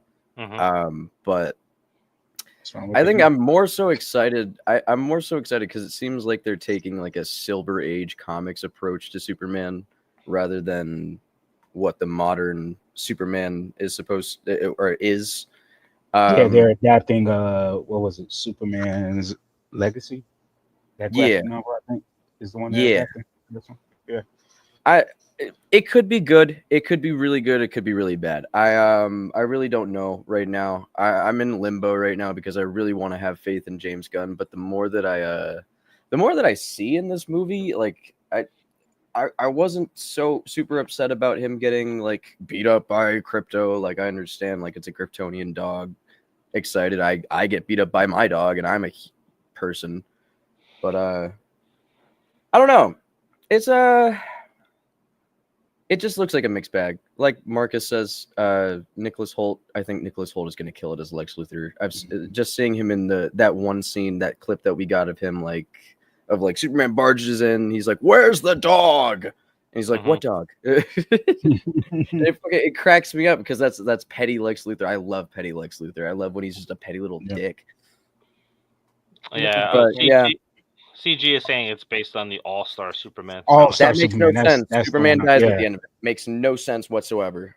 Yeah, All-Star Superman. That's what I was thinking of. Yeah. And by the way, everybody says that their Superman movie has influences from All-Star Superman. The only influences that they have from these movies are that Superman is going to almost die. I don't know. Go ahead, Noah. Okay, so the action sequences I've seen so far, they look fun. The laser thing where like it's in slow motion, that looks really cool. The slow motion scenes, they're albeit a bit cheesy, but I like good cheesy in a comic film, like because it's a comic book. Like yes, there's serious tones, and I like when they add serious tones because comic books are not just for kids. You know, they're not just little comic book you're reading there. It's like no. Don't shit on comic books. But also, I do love some of the cheesy aspects that comic books entail. I also really like it's very bright. Like the movie is very bright and colorful. I really like that. No, they changed it. Motherfucker. They toned it down. I like the bright colors. I feel like that it works for Superman. Like I think that works for Superman. So that kind of sucks.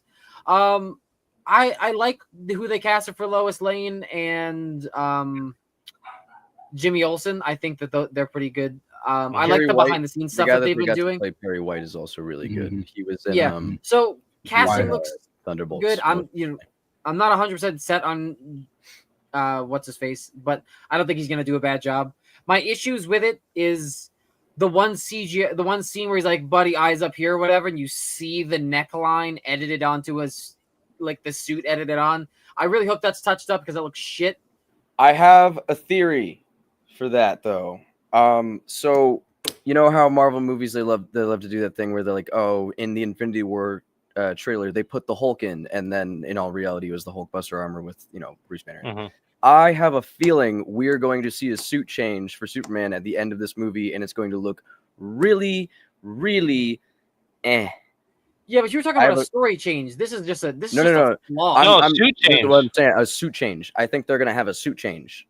So I think they're digitally. I think they're putting the suit like that they already have on him.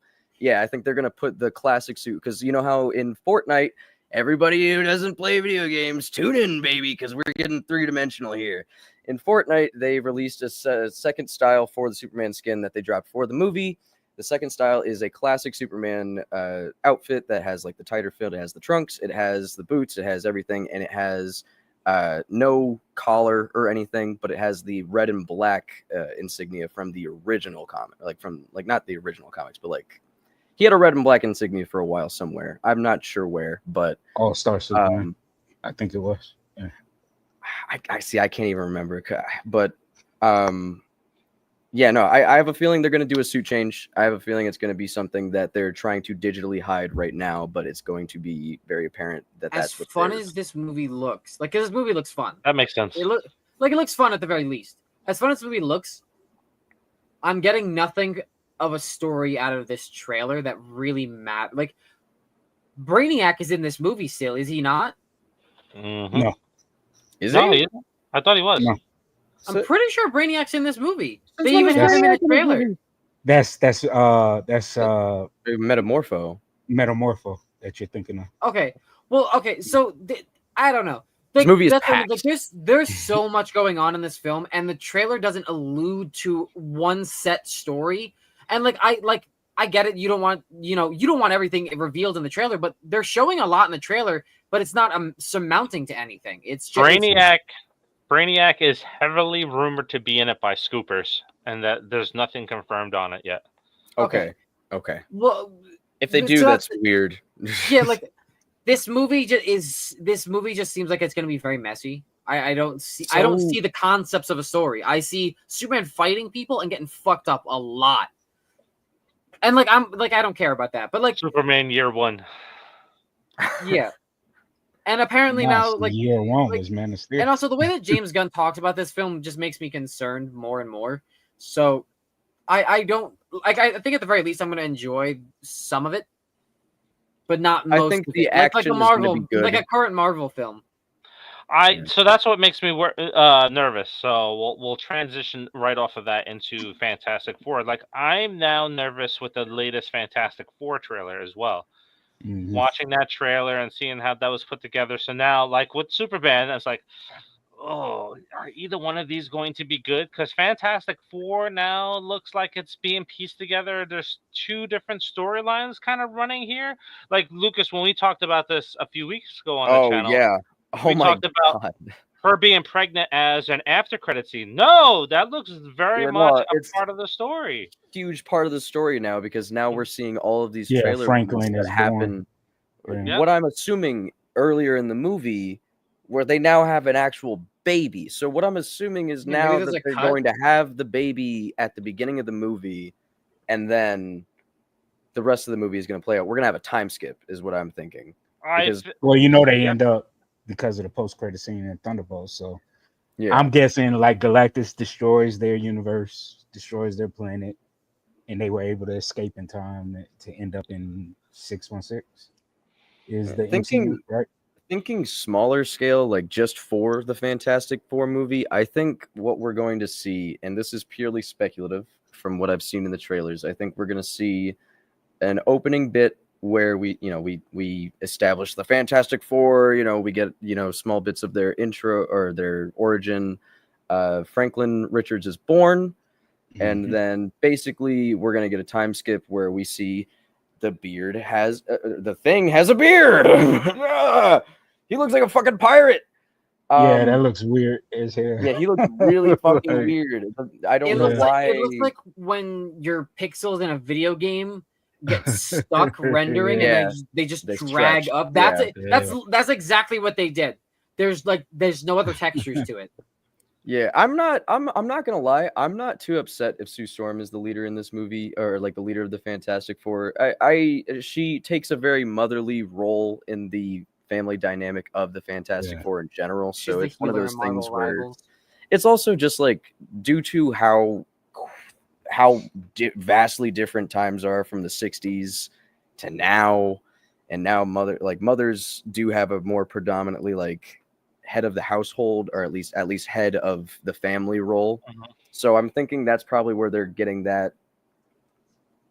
Well, there was a story run. There was a run where she kind of assumed responsibility of the team. I forgot which arc it was, but she did run things over Reed. Like Reed was going through depression or something at the time. Yeah. She took over.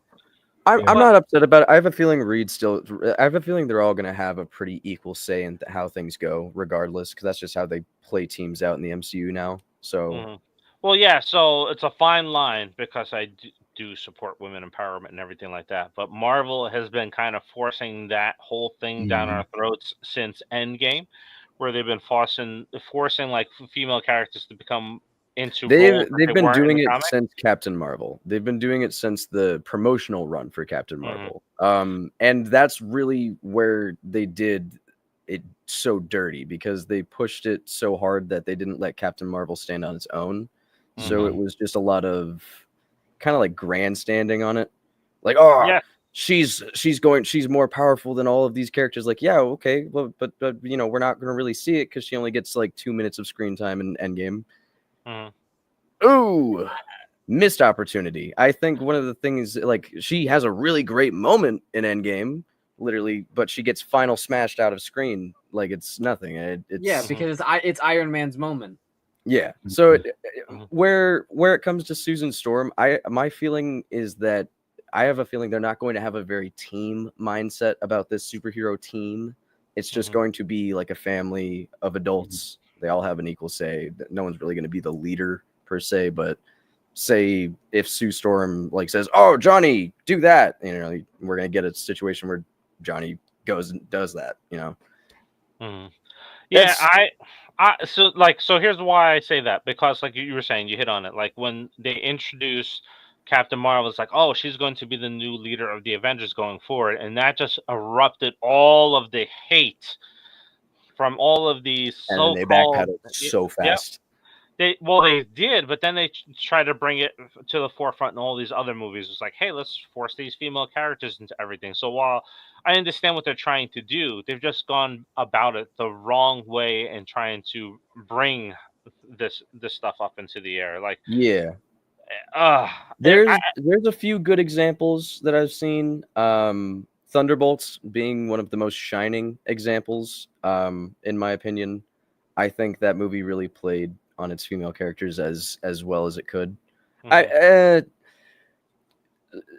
We're a few weeks out of release, so I'm not too worried about like I'm it's not a super spoiler, but like Ava, the ghost character, I felt like she was underutilized a bit. She kind of got just like pushed aside for like comedic relief a lot of the time.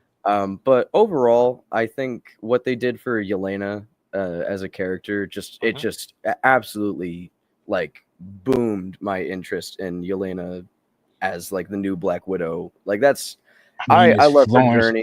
I love her story. She's gorgeous, absolutely stunning woman. But yeah, no, I think they're starting to understand it. I think they really just need the right heads behind the projects now. Because they had one of the writers from The Bear, and what else was it? The director from what was it? What's his name? I can't remember his name, but he's a director from another project that I really enjoyed. And like both of these projects are things that deal very heavily with like female characters, male characters, and finding, the interconnection between them. And I really appreciated that. I think they did a really good job. I really hope that they continue that trend in Fantastic Four. What I will say for we're still in June. July. Yeah. Well, right now we're in June, but so a little disappointing release for June. Ironheart, the first 3 episodes came out, and I promise I have a point. The first episode, it started off really good. It ended off really bad. The second episode was really forgettable up until the end, and it got really good. And the third episode is kind of... I really liked all of the post-traumatic stress stuff that they do with her. This is a slight spoiler, but it's not the overarching story for this. But where they fail is where they just keep on having all of these conflicting ideas. So where we see with a lot of these characters, we have just a lot of stuff going on with all of these different characters where, say, good example, the Marvels movie with Captain Marvel, Quasar, if you want to call her that, and Miss Marvel. Miss Marvel, the entire movie, she seems pretty much like she wants to meet Captain Marvel. She wants to be like Captain Marvel, this, that, or that. She idolizes this person, and she holds pretty steady to that. And then it gets to a certain point in the movie where they're all kind of sort of bickering, and all of their characters just kind of flop. And it's like they flip, and like there's no cohesiveness from where they were before to where they are now. Instead of where it should have gone, where they should have, they should have found a better way to add conflict to the story without making these characters not who they are. And so Marvel just has a really hard time writing those kind of characters in general nowadays, because even Captain America in Brave New World, it was rough, dude. It was a rough watch. Captain America is consistently going back and forth on the whole, like, oh, I should have taken the serum, and I'm glad I didn't take the serum, and this and that. Like, if it was an actual dilemma and not just played for like a joke, that would have been cool. But it seems like just something that they added to the character to try and add depth, and then it fell flat. No, because that's from the comics, though. See, I understand that, but where the comics actually, like, they took an understanding of why he didn't want to take the serum, and they played it straight the entire time. There was never any jokes about Captain America not taking the serum, like, oh, I should have taken the serum or some shit like that. Like, they play a lot of these themes for laughs instead of straight. And I guess that's just a wider problem for superhero movies in general, is that every superhero movie wants to have comedy in it, and wants to be funny, and wants to be action-packed and this and that, and, you know, wants to be a family film that everybody can go see. Not a lot of superheroes fit that genre. I mean, we're seeing it now with Daredevil, that had to get like a fucking million goddamn reshoots just for the first season. And they realized that the seriousness and the tone of Daredevil, where they had the character before, wasn't going to work for the character of Daredevil. And so now we have a very mature season of television. While it's not as good as the last 3 seasons that we got on Netflix, it is still pretty much up there. But yeah, no, they have a real problem with tone. They have a real problem with writing. They have a real problem with the characters. They don't seem to understand a lot of it. And I think that's where a lot of these projects fail. Yeah, again, it's quantity over quality, and then it's thinking like, hey, we hit it big with Guardians of the Galaxy, so now we can bring up all of our B, C, D, and F characters into the forefront. No, you got lucky once. You're not going to be able to bring up all of these minor characters and have people care about them.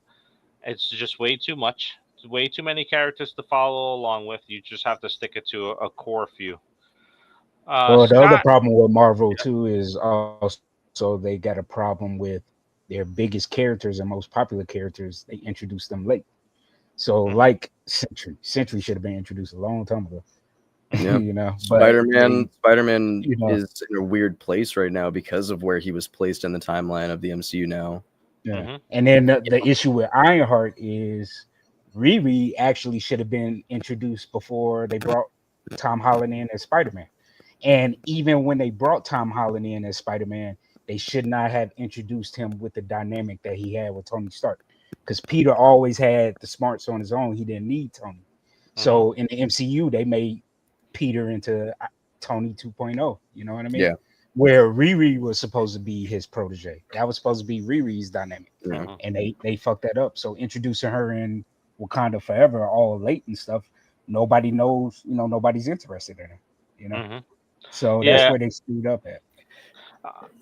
I will say this, like, I don't know if it's a mix for me. Like, the quality of Marvel has gone down, but then also the toxic fandom that follows along with it makes it even worse. Like, I've seen posts go up over the last couple of days. If you don't like Ironheart, you're racist. It's like, oh, come on, man. Now I don't want to watch it. Now I don't want to watch it. I don't want to watch it because now there's all. You are perfectly fine for not wanting to watch Ironheart. Yeah. It has a lot of issues, and a lot of the same issues that Marvel has had going for years. It's not just this show. Like She-Hulk had a lot of these issues. Moon Knight even had a lot of these issues, and a lot of people really like Moon Knight. I don't like Moon Knight was a mess. Moon Knight was a mess. Though it had some really cool, it had some really cool ideas. It had some really cool stories. It was a fucking mess. And it broke my heart because Moon Knight deserves a really good story. He's a really cool character. The Marvels was a mess. It was a jumbled mess of ideas that just had no reason being the way it did. These movies are being made by professionals, so they should know, how to portray these characters. They should know and understand these characters before they even attempt to portray these characters. it makes no sense for all of these people that are going in, and like you even see it in Star Wars. You see it everywhere with these really popular franchises. These people are going into these projects having no knowledge of what's come before. And it's just coming out to be a shitty product. Yeah, I checked out on Moon Knight as soon as I seen the costume. The costume is god awful. I loved the costume. was I awesome. loved the costume. The costume is so badass. They Both let costume him awesome. You know, they made him a mummy. The Mr. Knight costume is dope, and the mummy costume is dope. I think Moon Knight's costume is always simple. It doesn't seem simple in the TV show. Scott has joined us. Hello, Scott. He goes, I hate to say this to you guys, but I think there's only one superhero that could say at Marvel Universe known as Tobey Maguire's Spider-Man, because he hasn't done another one since No Way Home. I got to stop butchering these comments. But yeah. Okay, yeah. Well, I mean, yeah, Tobey Maguire's Spider-Man. So if you want to talk about a fantastic, beautiful example of Hollywood and comic books mixing, you talk about the Spider-Man movies. The first two in particular, because the third one got messy. But okay. The third one's still good. The third one is still good. I'm not gonna lie. The third one still has a lot of heart. Sam Raimi really tried his hardest to make that movie good. Well, yeah, Tony to deal with. The first two are there's two separate films legendary. in that movie. Can I say my piece when it comes to Spider-Man? One, I love Tobey Maguire as an actor, but I hated him as Spider-Man. Two, I know I'm gonna get a lot of flack for this. Spider-Man 2 to me was the only reason why it is as good as it was is because of Alfred Molina's Doc Ock.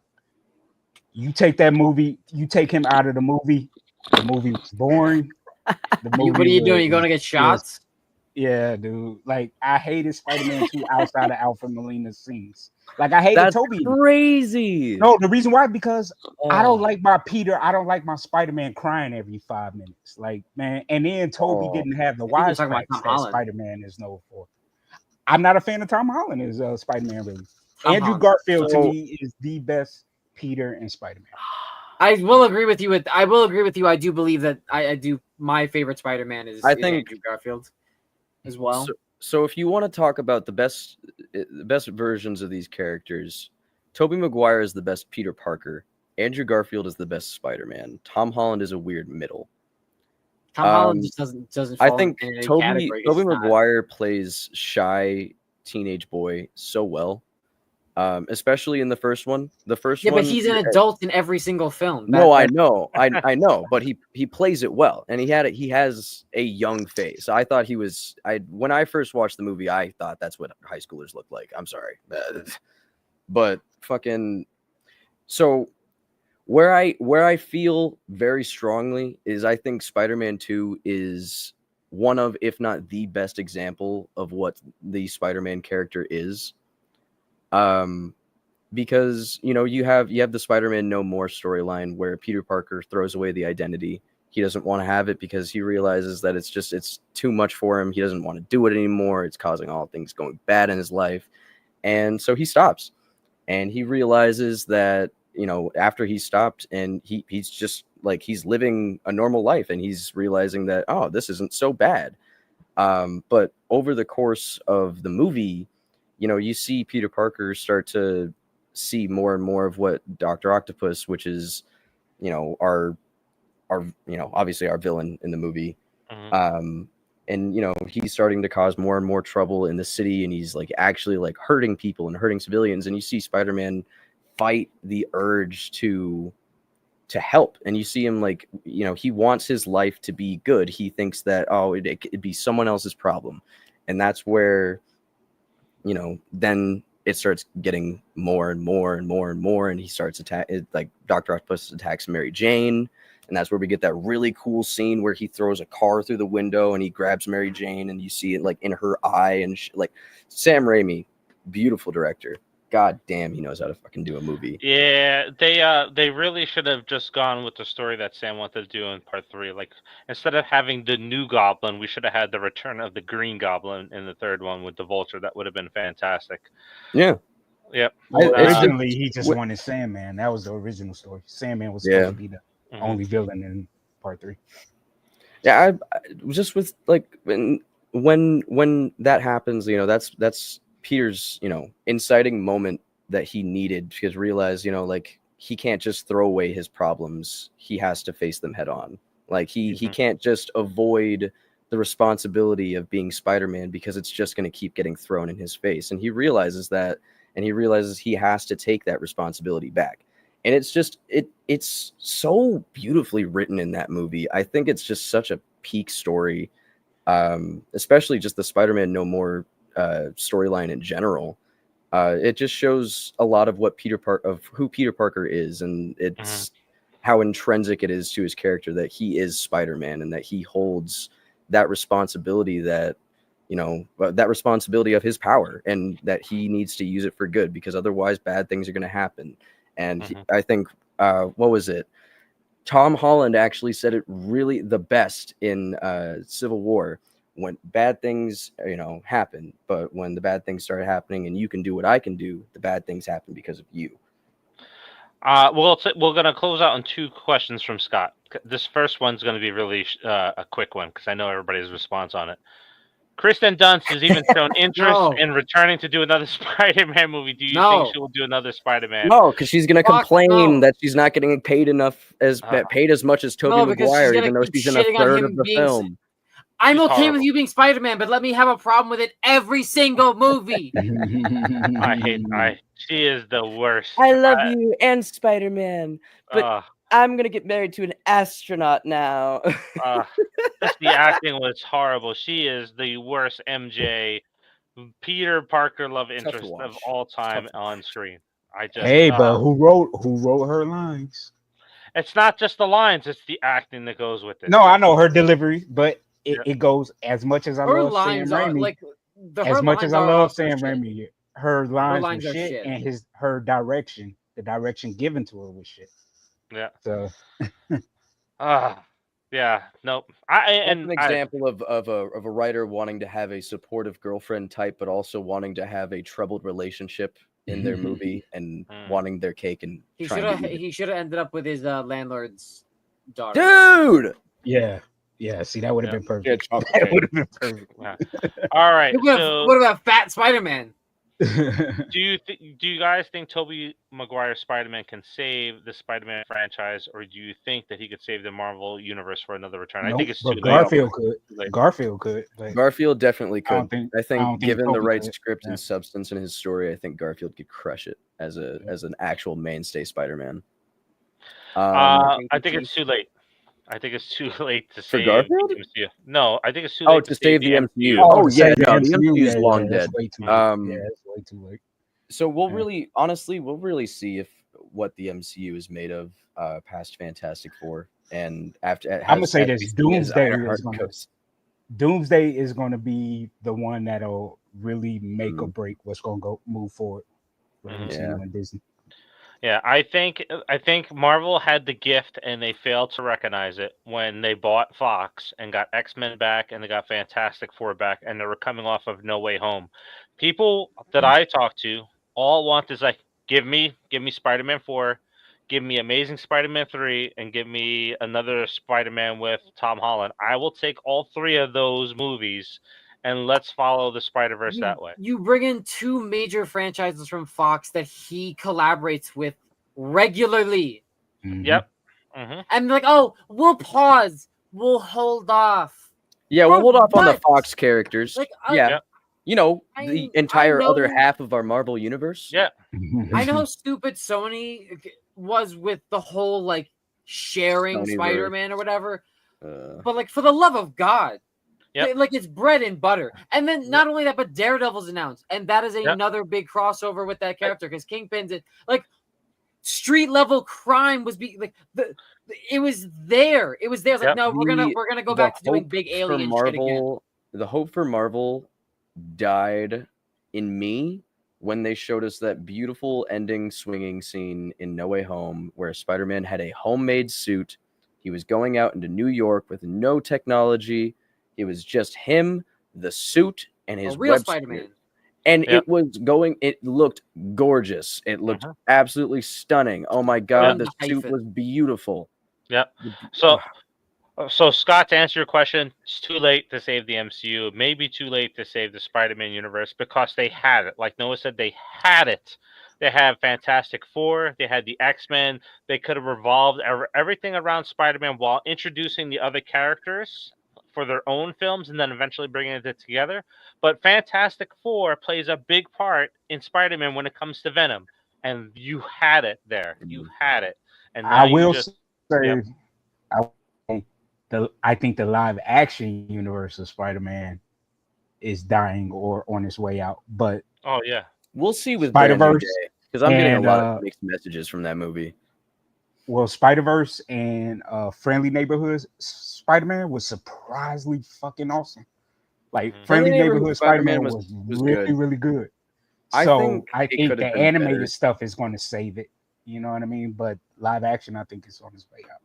Yeah. Well, so Spider-Man thrives in an animated format anyways. I'm not going to lie. Most of the best Spider-Man stuff out there is animated.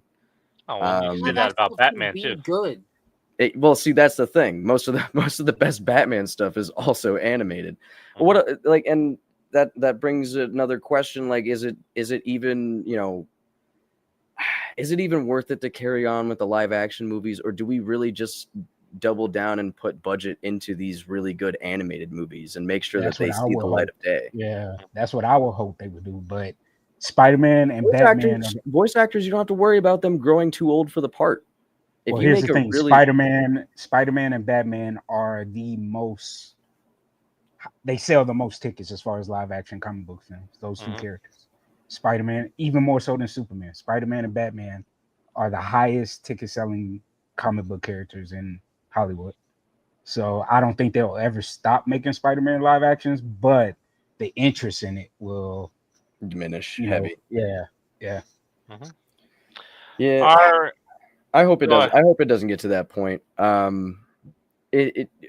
What I think needs to happen is I think they need to completely rethink their approach on suits design and effects. I think they need to add more practicality to them, because a lot of these superheroes kind of look like action figures nowadays, rather than real people in suits. And I get that's kind of what James Gunn was probably going for in Superman, but he went a little too overboard with that. It looks so padded.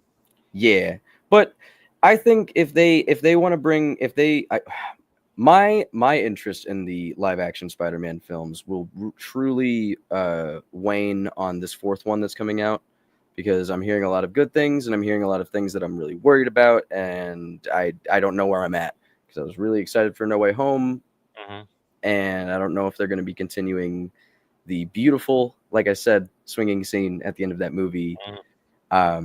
And if they don't, I'm not going to be there for it anymore. I'm so sick and tired of seeing Spider-Man with world-ending stakes. It's kind of funny, right? Scream 7 and Spider-Man 4 are like, we had such excitement going into the previous films, and now with the other ones, like, yeah. I am excited for Spider-Man Noir with Nick Cage on Amazon. So that's going to be fun. Beautiful. I have a feeling that looks beautiful. That looks beautiful. Yeah. So yeah, I'm excited. Honestly, all right. If you're excited for superhero projects, just go rewatch Invincible. Yeah. All right, folks. On that note, the And four of us have some business to conduct after this call about our own short film that we're working on, our own film projects that we have coming. So some exciting news will come out about that very soon. So thank you for joining us once again. We appreciate the time. We appreciate the comments. Don't forget to like and subscribe. If you're not subscribed, share it with your friends. And we'll figure out what we're talking about next week. So thank you, everybody. We'll talk to you soon. Peace. Bye. All right. My first order of business to discuss is my bladder with the urination station. So I'm gonna head on down to Whiztown. All right. See you later. We'll see you in a few minutes then.